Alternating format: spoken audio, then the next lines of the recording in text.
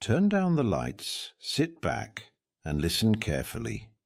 Tonight we're stepping inside an old church, the kind that creaks, even when the air is still. And whatever you do, don't look behind you. Tonight's story takes place in a quiet English village, the sort of place where people leave their doors unlocked and believe nothing truly frightening ever happens. At least that's what they used to say. It begins with Emily, a university student, home for the weekend. Her parents are away, the house is still, and the autumn wind rattles the old windows. She settles on the sofa. Relax. Make a cup of tea. Put your feet up, she tells herself. Then knock, knock, knock. Emily freezes. Stay calm. Don't overreact, she whispers. She walks to the door and peeks through the peephole. Nobody there. Leave it. Go back to the kitchen. Forget it. She tries, but the knocking comes again, louder, closer. Knock, knock. The whole door shakes. Stop it, she shouts into the empty hallway. Be sensible, lock the door, switch on the light, she whispers to herself. She does all of that fast, then silence, the deep, uncomfortable kind. Her cat, Marmalade, sits on the armchair, staring at the hallway with wide, fixed eyes. Marmalade, don't do that. Come here, sit with me. He doesn't move. He only stares. A new sound starts. A whisper, a slow breath drifting from the top of the stairs. Emily turns her head slightly. Nothing. Don't go upstairs, she tells herself. Stay here. Call someone. But curiosity drags her forward. Each step groans under her weight. Creak, creak, creak. Keep going. Stay focused. At the top of the stairs, her bedroom door, closed earlier, is now open. Close the door, she whispers. Do it slowly. Don't make a sound. She reaches out. The light flickers, then dies.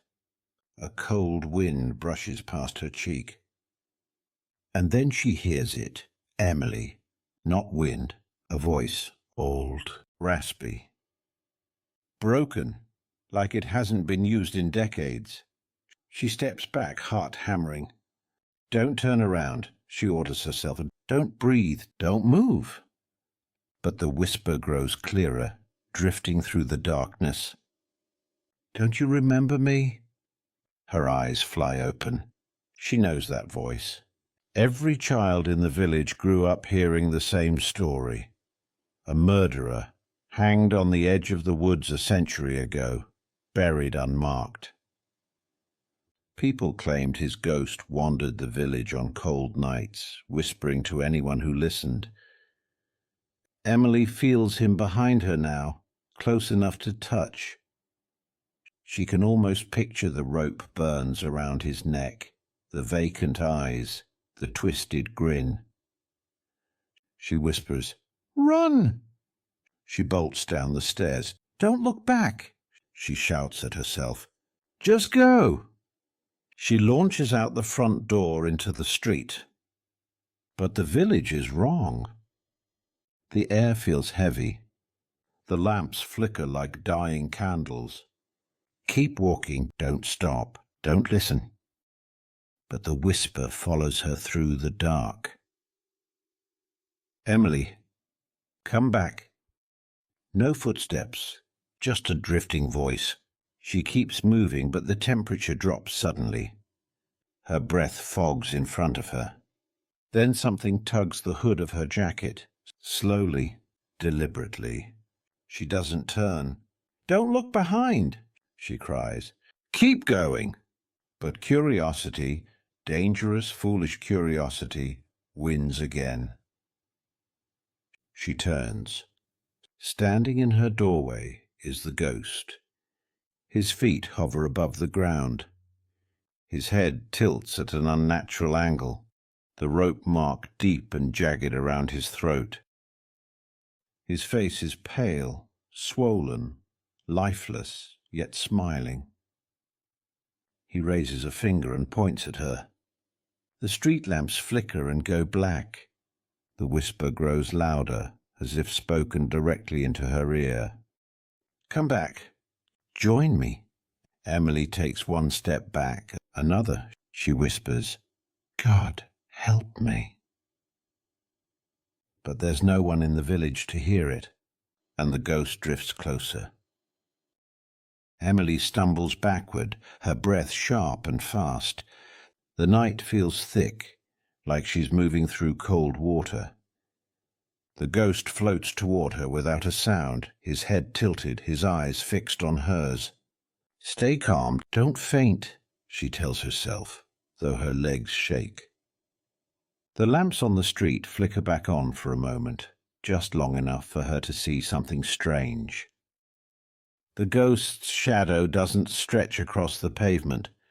It curls inward, like smoke being pulled into a fire. He whispers again, "Time to follow." Emily backs away until she feels the stone wall of the churchyard behind her. The old village church has stood there for centuries, the only place people say the spirits don't like. "Get inside," she whispers. "Quickly!" She pushes the heavy iron gate. It groans and swings open. She slips through and slams it shut. The ghost stops at the gate. He hovers, staring at her, as if some invisible barrier holds him back. His smile fades. His face twists into something colder. Emily steps away from the gate, keeping her eyes on him. "Don't turn your back. Don't assume he's gone." The ghost raises one hand and presses it to the bars.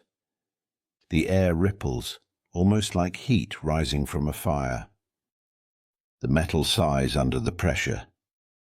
Emily hears a loud crack. The iron bar bends, just enough for a hand to slip through. "No," she whispers. The ghost pushes his fingers through the gap. His skin looks like damp clay. His nails scrape against the metal with a sharp ringing sound. Emily runs. She sprints across the graveyard towards the church doors. "Don't fall. Don't look back. Don't stop."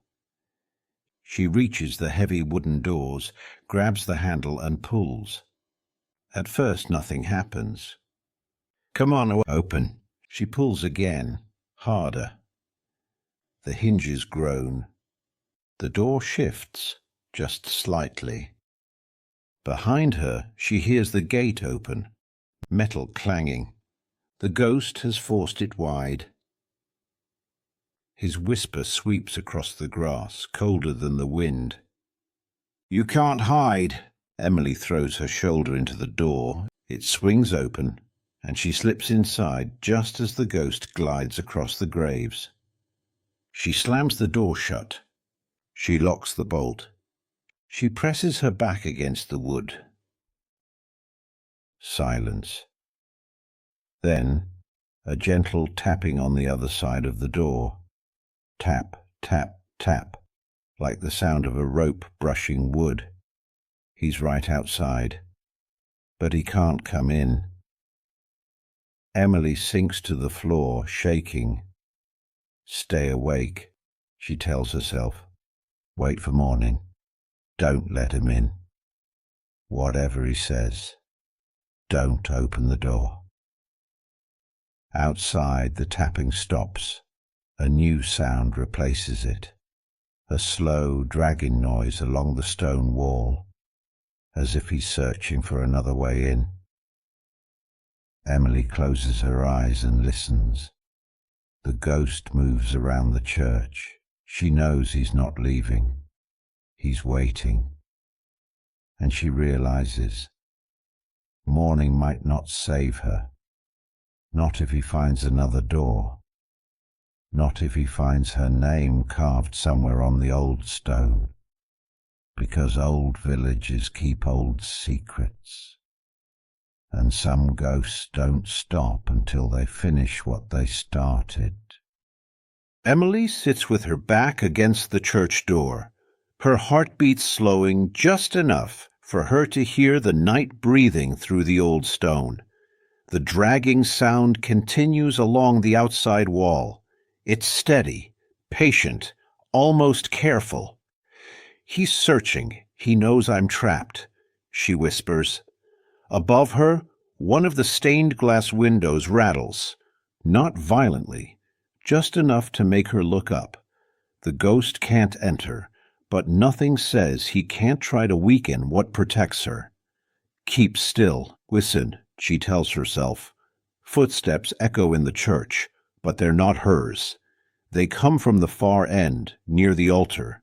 A slow, measured pace. Emily freezes. No one else should be here. She pushes herself up, her hands trembling. The footsteps stop. Something shifts behind one of the pews. Emily whispers to herself, "Don't panic. Stay quiet." A figure rises from the shadows. Not the ghost. An elderly man wearing a caretaker's coat. His eyes are hollow from sleepless nights, but alive. "You shouldn't have come here," he says. Emily nearly collapses from relief. "There's someone outside. He followed me. The ghost of—" "I know who he is," the caretaker interrupts. "I've been keeping him out for years." The dragging sound outside grows louder, now circling toward the back of the church. Emily swallows. "Why me? Why did he come after me?" The caretaker studies her for a long moment. His jaw tightens. "He goes after anyone who hears him. And you heard him. That's all it takes." Emily steps closer. "What does he want?" The caretaker points toward the far wall. "Come with me, quickly." They walk down the aisle, the moonlight pouring through stained glass in fractured colors. On the wall behind the altar, Emily sees something carved deep into the stone. A list of names, old names, some scratched through, others untouched. One stands out, fresh, clean, unweathered. Her name, Emily Parker. Her stomach drops. Who did this? He did, the caretaker says. He scratches the names of those he chooses. Once he marks someone, he won't stop until... A crash echoes from outside. The windows shake. The caretaker grabs her arm. "We don't have long. There's one way to stop him." Emily whispers, "Tell me what to do." "Follow me into the crypt." The word hangs in the air like a cold breath. The caretaker lifts a heavy iron ring, set into the floorboards behind the altar. A trapdoor creaks open, breathing out cold air that smells of earth, stone, and something older. "Down the steps," he says. "Hurry." Emily climbs down into the dark, her hands brushing cold stone walls. Above her, the caretaker starts to descend. The moment he reaches the third step, a violent thud slams against the church doors. Then another. The ghost is throwing himself at it. The caretaker closes the trapdoor just as a crack splits the wooden frame. In the pitch-black crypt, he lights a small lantern. Emily sees rows of old stone coffins and one empty slab in the center. "Stand there," he tells her. Emily steps into the center of the crypt. The lantern flickers. "When we finish," the caretaker says quietly, "he will either vanish forever." Emily's chest tightens. "Or you will," he adds after a heavy pause. A roar echoes through the church above them. The ghost has broken in, and he's coming. The lantern's weak glow pulses against the stone walls as the caretaker hurries across the crypt. He pulls an old book from a shelf carved directly into the rock. Dust drifts into the air like ash. Emily stands frozen on the raised stone slab. Tell me what to do. Stay still. Don't speak, he says. And whatever happens, don't look behind you. Her breath trembles. Why? You won't like what's there. Above them comes the unmistakable crash of pews being thrown aside. The ghost is tearing through the church. A long, scraping moan rolls down the stairs. Not human, not living. The caretaker opens the book. The pages are yellowed and brittle, filled with heavy black ink. He begins chanting in a low voice, the words old and sharp. Emily feels something shifts behind her, like the air itself is thickening. A cold pressure pushes against her back, almost a hand, almost breath. Don't turn around, the caretaker warns without looking up. Emily squeezes her eyes shut. The chanting grows louder, stronger. The lantern flickers violently, as though a gust is trying to blow it out. The room grows colder.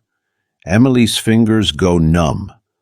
Her heartbeat turns into a painful thump against her ribs. Then she hears it, a rope tightening, a creak like a beam straining beneath weight, a whisper inches from her ear. Emily. Her knees nearly give way. She bites her lip to stop herself from screaming. The caretaker raises his voice, shouting the final lines of the incantation. The stone slab beneath Emily's feet vibrates, a dull rumble that builds into a shaking wave. The ghost hisses, the sound like tearing fabric.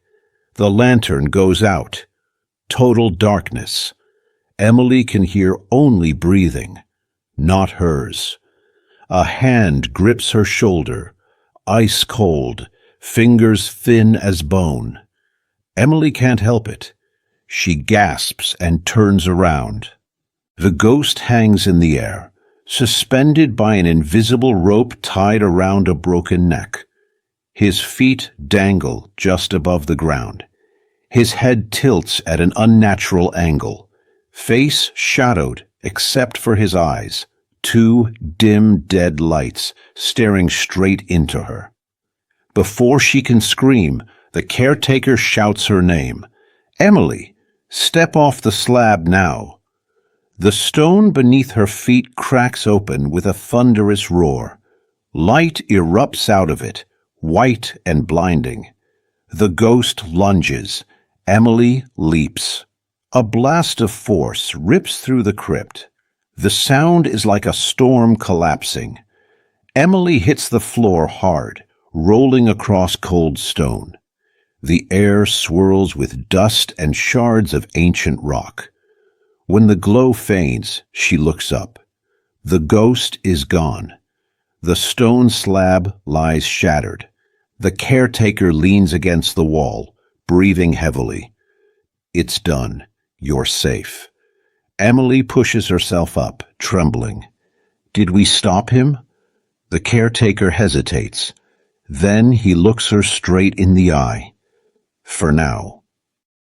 In the quiet that followed, the church felt almost peaceful again. Emily sat on the cold stone floor for a moment, letting her heartbeat settle. The heavy air of the crypt slowly lifted, as though the building itself was exhaling after holding its breath for far too long. The caretaker helped her up. "Come on," he said softly. "Let's get you some air." They climbed the worn steps back into the chapel, the overturned pews, the scattered hymn books, the cracked lantern glass. Everything looked strangely ordinary now, almost as if the ghostly chaos had been nothing more than a passing storm. Outside, dawn light had begun to soften the horizon. The first birds were singing. Emily breathed in the cold, fresh air, surprised by how grounding it felt. "Will he come back?" she finally asked. The caretaker thought for a long moment before answering. "Restless spirits don't vanish in a single night, but you faced him. That matters. He knows he's seen, and that changes things." Emily nodded. She didn't fully understand, but she believed him. They stood together, watching the sky grow lighter.